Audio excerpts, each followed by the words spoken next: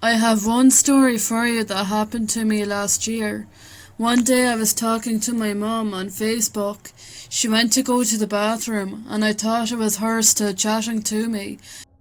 When she came back, she said she didn't type to me, so I guess it was a spirit because no one was near the computer screen. I was spending the night at a friend's house when we were teenagers. He lived with his mother, grandmother and younger brother who were all asleep in another part of the house. We were still up talking and playing video games. His room was a large den at the back of the house that faced the living room up front. I was sitting facing him while he was facing me and the living room behind me. It was around midnight. While we were talking, his face drained of colour and his eyes got huge. I spun around to see what he was looking at but saw nothing.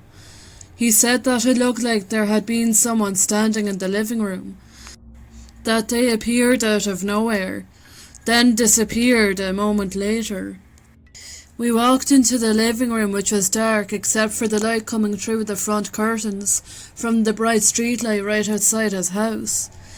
We saw no evidence of anyone else in the room, and for a moment we started to calm down.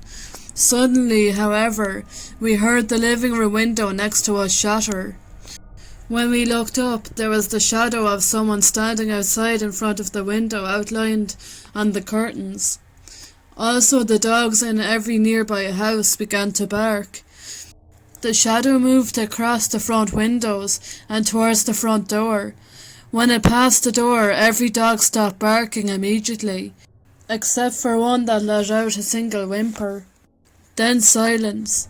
For some reason we ran to the door, threw it open and gave chase, in the direction the shadow was heading. There are no cross streets or alleys for at least 1,000 yards. The street is also very well lit. We saw and heard nothing. No running footsteps, no neighbours coming out to see what the commotion was, no cars, birds or anything else. It was graveyard still and silent. We moved down the street for about 5 or 6 houses, checking to make sure no one was hiding out of sight. We soon grew uneasy though, and decided to head back inside. Things got more disturbing when we got back to his house. We checked the front window to see how bad the damage was, and found every pane intact. No broken glass inside or outside. We checked the rest of the house, the car, and a couple of the neighbours as well. No broken glass anywhere. Through all of this, we still saw and heard no sign of any other human or animal stirring on the block. The next day we talked to his family and several of the neighbours about it. No one recalls hearing breaking glass or barking dogs, or any other disturbance that night. If my friend hadn't experienced it all with me, I might think the whole thing had been a dream. I don't know if any of this is paranormal exactly, but I definitely never found a way to explain it. Hello again, guys. I'm posting on here again since I've been through so many paranormal things since I am alive, and I thought it would be the best place to expose some of them. And again, excuse my English, I am from France. This time I wanted to talk about something that happened last year during holidays. It was a bit creepy and I am still sure that something is living in this place. I am working since 2 years now as an IT technician in a high school in my town.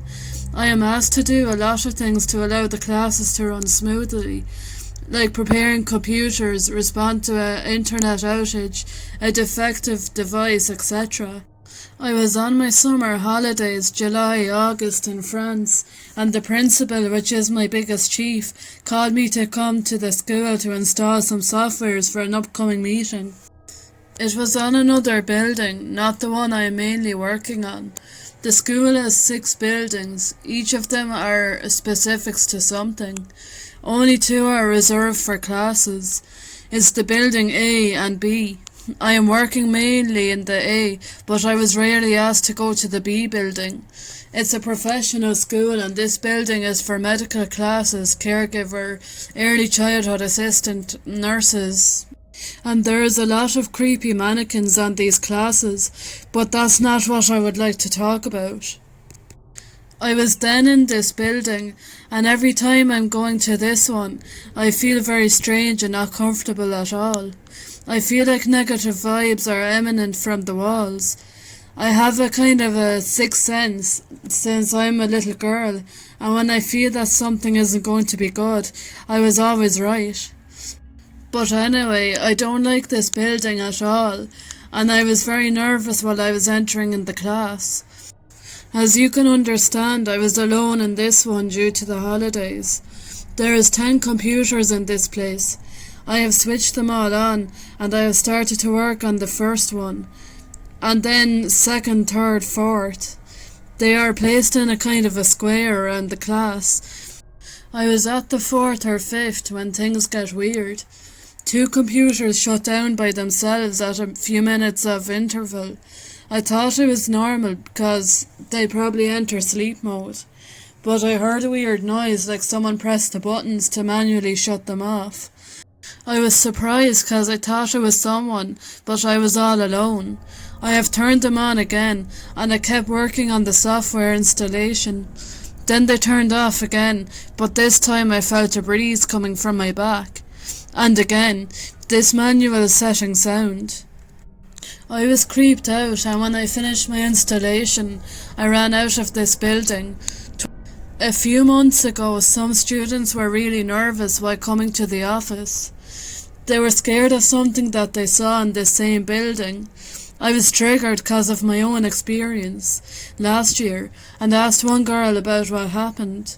She was fully nervous and repeated that a ghost was in the building, and one girl took a photo of it. Sadly, I have never seen this picture, but I'm 90% sure that the ghost was the same entity that came to shut my computers off a year ago. I don't know what's hiding in this building, but I am convinced that something with bad intention is there. I can feel it. Do you have any explanation? Maybe it's just in my head, but the girls weren't there last year, and they were pretty scared about the encounter. So, a little bit of backstory to begin with. I used to live with my ex in a 2-bedroom house with her kid, stepson, and our kid. It seemed to be a very normal house, nothing eerie and no weird feelings in the house, until it became dark. We spoke to our neighbour about who used to live in the house just out of curiosity. He told us it was an older guy, late 40s, and his wife the same age. They were both alcoholics, which was evident as when we first moved in, there was wine and beer bottles all over hidden in the overgrown grass. He then told us the man had died in the house in the front bedroom upstairs, our room. Later on, his wife died in the hospital. He said they were very argumentative with each other and never seemed happy to be together, but carried on anyway. So, the first experience we had was not long after we had moved in. It was my birthday, and the ex had got me a dad mug from our kids. I used it all the time as it was my cup for my tea, lol. One day we went up to her mum's for a few days and had dinner there. We came back, got the kids to bed as normal, and went down to relax with a cup of tea and some TV. I went to make tea, but my cup wasn't in the normal place. I searched and searched the full kitchen, but it had genuinely vanished. The next day we woke up and there it was, sitting right in the middle of the floor in our bedroom. We most certainly would have noticed it going to the bed with the light on. Nights started to become a bit eerie after a while living there, with the odd noises but nothing to properly spook us. Then one night there was a loud bang downstairs. I get up to go and check. I heard a pouring, dripping noise in the kitchen, and I turned the kitchen light on, and the full tub of oil had been tipped over, and the lid had been opened. I thought that was kinda strange. Then it became more obvious in trying to get my attention. Whenever I was alone in the house, I would hear chatting coming from upstairs, if I was downstairs, and vice versa.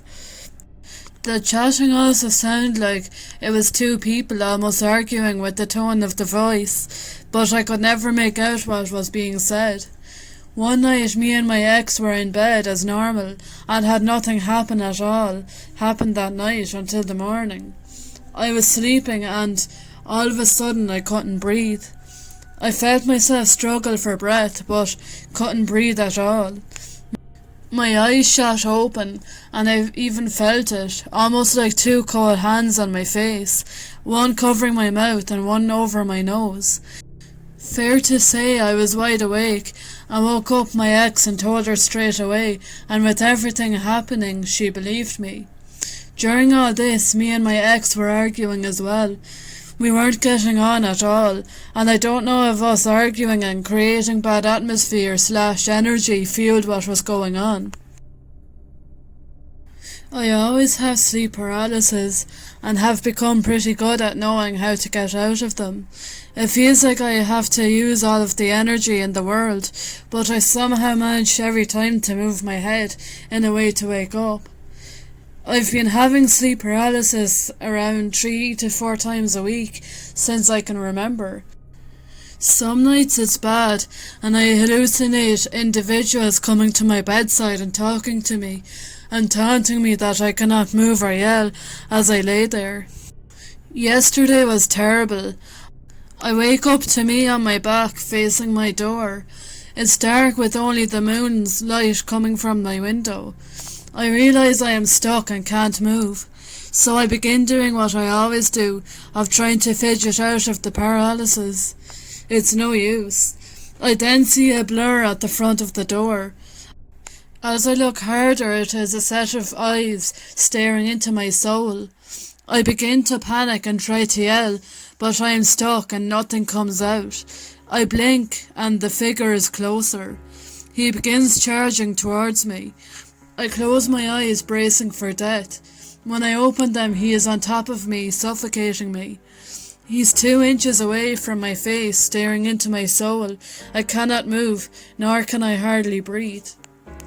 He tells me he's real, and that he is always watching. He tells me that I am far from alive, but not near death. I try to speak back, but nothing comes out. Now he's pressing harder, and I'm choking. His eyes are mesmerizing. It's like the harder I stare into them, the harder it is to look away. They change colours from white to red, to black. I'm stuck. He tells me it's time to wake up. He says if I ever go back to sleep, he will be there watching. He says he won't always show himself, but he will be there in the corner of my eyes. He says some days I may catch a glimpse, but I'll never know if it's him. He says he haunts the weekend. I am afraid to go back to bed. I am afraid if I do, I won't wake up. Thank you for listening to the stories. In the next compilation there will be Let's Not Meet stories. Thank you everyone. Don't forget to like and subscribe.